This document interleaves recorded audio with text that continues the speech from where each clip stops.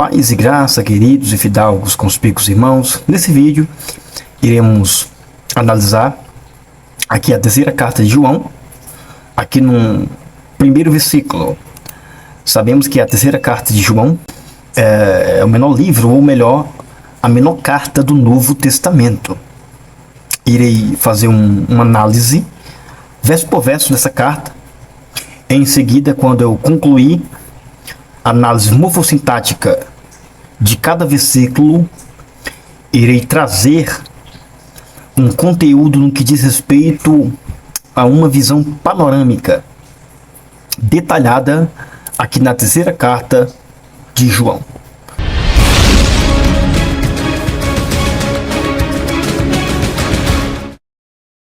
Bom, aqui nós temos o texto em grego, aqui da terceira carta de João. Aqui é o versículo primeiro, o verso primeiro, tá? Ho presbíteros gaio to agapeto, hon ego agapó eneleteia. Mais uma vez, ho presbíteros gaio. Por que eu estou lendo dessa forma? Porque nós temos um trema. Então esse trema indica que o ditongo ele é desfeito, tá? Então o trema ele desfaz o ditongo. Então, aqui não temos um ditongo. Aqui sim nós temos um ditongo, tá? Mas ômega e o iota subscrito, tá? Aqui temos um ditongo, mas aqui não temos um ditongo, tá? Porque o trema, ele desfaz o ditongo. Então, gaioto agapitó, ronego agapó eneleteia. Bom, logo de início que nós temos o presbíteros.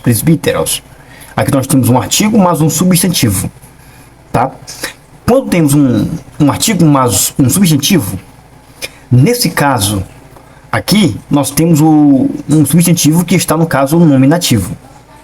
Normalmente, quando temos um artigo, mas um substantivo, como o substantivo aqui ele é definido e está no caso nominativo, mas um substantivo que também está no caso nominativo, aqui nós temos um nominativo sujeito, indicando o sujeito da frase, também conhecido como NS, queridos. Aqui, ó. Então, aqui na primeira palavra, aqui na primeira construção, nós temos um nominativo sujeito, que indica o remetente da carta. Então, nós temos aqui, queridos, NS, nominativo sujeito, tá? Eu coloquei um R e um T. Tá? Que é o remetente da carta. Aqui o próximo vocábulo que nós temos é um substantivo que está no caso dativo. Aqui nós podemos também subentender que esse dativo é um dativo recipiente, tá? Recipiente pode ser entendido também como dativo recipiente, ou seja, a quem recebe a carta. Tá? O receptor, o destinatário da carta. Então vou colocar aqui um D, tá? Dativo e R. Dativo recipiente, tá? Gaio. Então nós temos aqui um presbíteros gaio, ou seja, nós temos aqui um substantivo que está no caso nominativo, que seria o remetente da carta, e aqui nós temos um substantivo que está no caso dativo, que pode ser entendido também como dativo recipiente a quem recebe a carta. Bom, aqui, queridos, nós temos to agapetó. Aqui nós temos um adjetivo, mas um substantivo, que está no caso dativo. Aqui nós temos um dativo em simples aposição. Por quê, queridos? Porque esse adjetivo, ele está indicando uma característica, tá? Aqui do substantivo que está no caso dativo, tá? No caso, o amado, tá? O presbítero, algaio, o amado. Nesse quesito aqui, tá, queridos? Nós temos aqui um dativo, tá? Vou colocar aqui em S, em simples e AP, tá, queridos? AP, tá?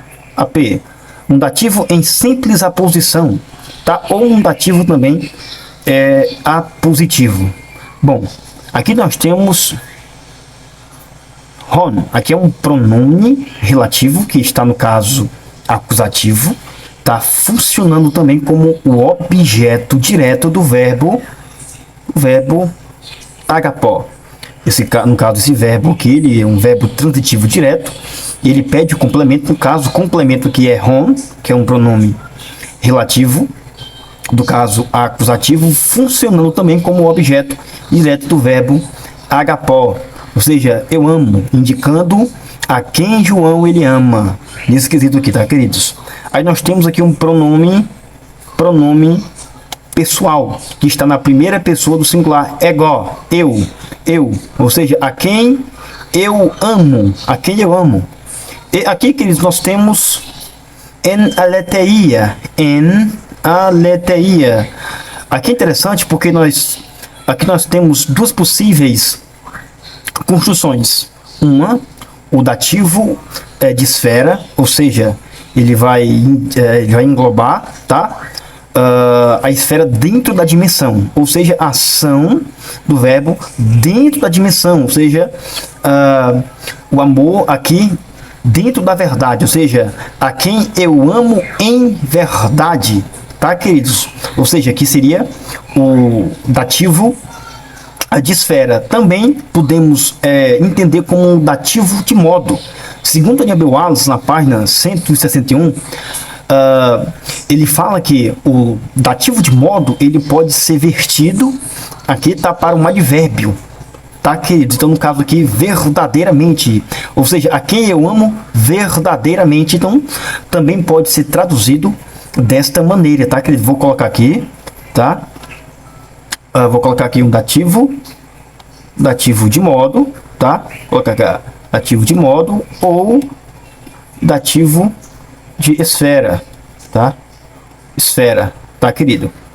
Aqui é interessante, queridos, porque nós temos aqui hon, que é um pronome relativo que introduz um tipo de oração. E a oração aqui é subordinada, ou seja, aqui nós temos oração subordinada, tá? Oração subordinada, até aqui, ó. Oração subordinada. E aqui nós temos oração principal, que é chamada de OP, ó. OP, tá? E aqui nós temos, ó, uma oração subordinada, tá? A oração subordinada adjetiva explicativa. Por que é explicativa, queridos? Porque aqui nós temos uma explicação do amor de João, tá, queridos? Do amor de João, ou seja, ele ama com verdade, tá? Uma característica do amor de João, ele ama com verdade, tá? Então, enaletheia, repetindo, é um dativo de modo ou um dativo de esfera. Pode ser interpretado dessas duas maneiras, tá, querido? Ou seja, indicando aqui o modo de como a ação é realizada. Ou seja, a quem eu amo verdadeiramente, tá? Hon